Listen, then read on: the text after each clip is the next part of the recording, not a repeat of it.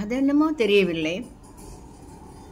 குழந்தையிலிருந்தே மரங்களோடும் சுற்றியிருக்கின்ற பறவைகளோடும் விலங்குகளோடும் பேசுகின்ற பழக்கம் வந்தது. ஏன் என்று தெரியவில்லை. ஏதாவது ஒரு நாயை, தெருவில் இருக்கிற நாயை 2 நாள் காணும் என்றால் எங்கே காணும் ஒன்று என்று கேட்கின்ற வழக்கம் வந்தது. மரங்களோடும் அப்படித்தான். சொச்சோ கிளை யார் ஒடிச்சா அப்படிலாம் கேட்குற வழக்கம் வந்தது. பூக்களோட எல்லாத்தையும் பேசுகிற வழக்கம் வந்தது. இந்த மனசு ரொம்ப சந்தோஷமான விஷயமாகவும் இருந்தது. எங்கள் வீட்டு வாசலில் ஒரு பெரிய ஒரு ஒரு வலது பக்கம் ஓரமாக ஒரு மஞ்சள் பூ பூக்கிற பெரிய மரம். அது என்னன்னு தெரியாது, அந்த பூ பேர் தெரியல. ஆனால் இலை 3 இலையாக இருக்கிறதுனால அது ரொம்ப மிகச்சிறந்ததுன்னு எல்லாரும் அதை சொல்லுவாங்க. எல்லாருமே நிறைய பூக்கும். அது பக்கத்து வீடு வேறு இடிஞ்ச வீடாக இருந்தனால அதையும் சேர்த்து படர்ந்து இருந்தது. நிறைய போகிறவங்களாம் பறிச்சிட்டு போவாங்க. வீட்டில் நிறைய பூ இருக்கும், அந்த மஞ்சள் பூ இருக்கும். அந்த மரத்தை பார்த்து சில பேர் பொறாமையும் உண்டு. அதெல்லாம் வேறு இருக்கும் எல்லாமே.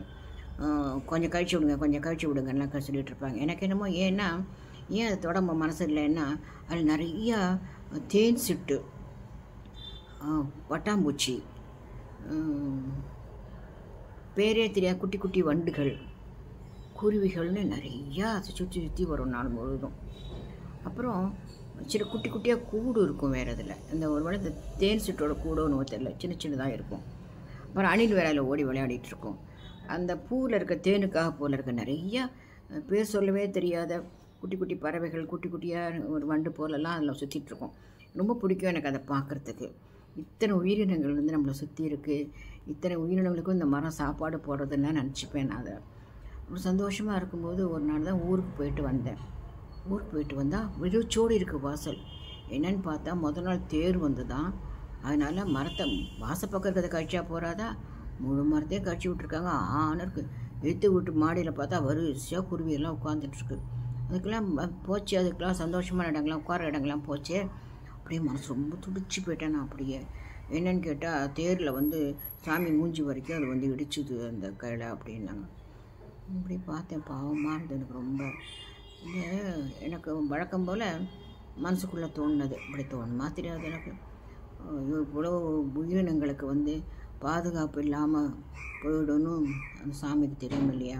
அந்த சாமி என்ன சொல்லியிருக்கும் அது குரல் நமக்கு தெரியாது இல்லையா.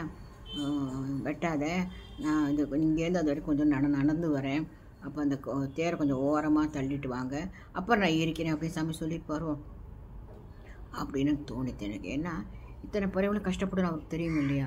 நான் சாமியோட குரல் நமக்கு கேட்காதே. நிச்சயமாக அந்த சாமி சொல்லியிருக்கேன். இந்த சாமியான வந்து இத்தனை உயிரினங்களுக்கான சாப்பாட்டுக்கான இடம், உட்கார இடம், கூடு கட்டிக்கிற இடங்கள்லாம் போகணுன்னு இந்த சாமியாக நினைக்குமா அப்படின்னு நான் நினச்சேன். 1 மணி நேரம் அதுக்கிட்டே நின்றுட்டு இருந்தேன்.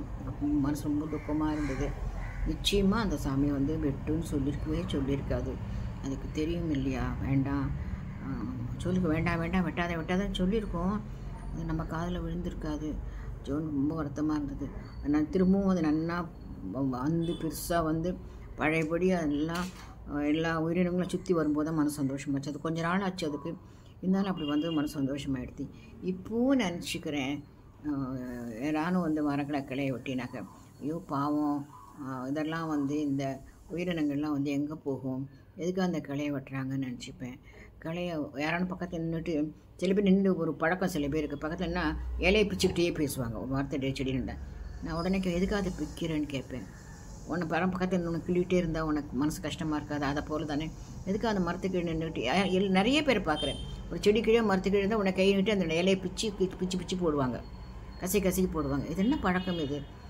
அதுக்கு ஒரு உயிர் இருக்குது இல்லையா, அதுக்கு வலிக்காதா அதனோட இலையை போய் பிச்சோம்னாக்க அப்படிலாம் நினச்சிப்பேன். அது பைத்தியக்காரத்தனமான நினைப்பு தான். இருந்தாலும் அது பார்க்கும்போது அப்படி தோணும், எதுக்கு அப்படி பிச்சு போடுறாங்கன்னு தோணும். ஒரு புல்லாக இருந்தால் கூட வந்து அதுக்கு உயிர் இருக்குது இல்லையா. அதனால் எனக்கு யாரானு கிளையெல்லாம் வெட்டினா மனசு கஷ்டமாக இருக்கும். இப்போ நிறையா பெருசாக வந்தப்புறம் திரும்ப வெட்டிட்டாங்க. பக்கத்து வீடு வெடிக்கும் போது திரும்ப வெட்டிட்டாங்க. இப்போ திரும்பவும் துளுத்து வலிசு வந்திருக்கு. திரும்பவும் பழையபடி வந்து அவ்வளோ உள்ளாட்டா கூட உயிரினங்கள்லாம் ஓடி போயிட்டுருக்குது. அதில் பறவைகள்லாம் ஓடிட்டுருக்கு. இந்த தேன் சிட்டு சுற்றி ஓடி வருது. நிறைய பட்டாம்பூச்சி, குட்டி குட்டியாக வண்டுகள் எல்லாம் போயிட்டு வந்துருக்கு. இப்போ சந்தோஷமாக இருக்குது எனக்கு. யாரானோ வெட்டினா யாரான கிளைய ஓடிச்சா ரொம்ப வருத்தப்பட்டு போயிடுவேன், சண்டைக்கு போயிடுவேன். பைத்தியக்காரத்தனமாக இருக்கா, ஆனால் எனக்கு சந்தோஷமாக இருக்குது.